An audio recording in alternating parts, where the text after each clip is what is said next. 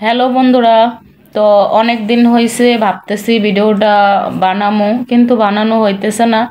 এই যে দেখো, এই ফোনটা দিয়েই আমি সফল হয়েছিলাম।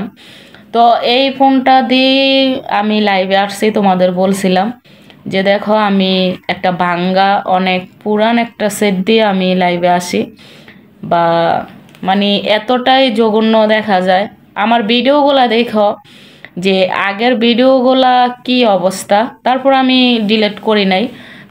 তোমরা দেখো, এই যে গ্লাসটা দেখো, গ্লাসটা একটু সামনে থেকে দেখাই। এই যে এই জায়গায় অবস্থা দেখছো, দেখো গ্লাসের অবস্থা। অনেক সময় দেখা গেছে লাইভে কমেন্ট করলে আমি না কমেন্টগুলো পড়তে সমস্যা হইতো, ঠিক আছে।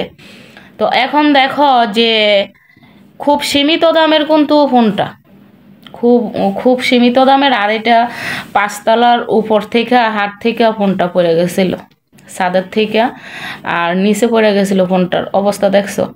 তারপরও ফোনটা চালাইতেছে। এখন বর্তমানে তোমার দাদাভাই ফোনটা চালায়। তো আমি যে ভিডিও বানাই এখন, সেটা তোমার দাদাভাইয়ের ফোন।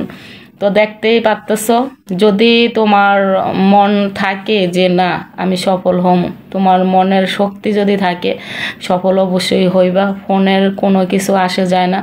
আমি কিন্তু এই ফোন দিয়ে এখন ভিডিও বানাই, ঠিক আছে, কিন্তু সফল হয়েছে কিন্তু আমি এই ফোনটা দিয়ে, এই আগের ফোনটা দিয়েই কিন্তু সফল হয়েছি।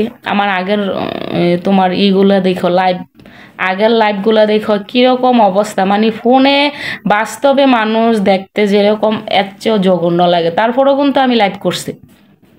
আর এখন যেই ফোন দা ভিডিও বানাইতেছি, সেটার লাইভও দেখো, ভিডিও দেখো, তারপরেও আমি কিছুই ডিলিট করি নাই, রেখে দিছি।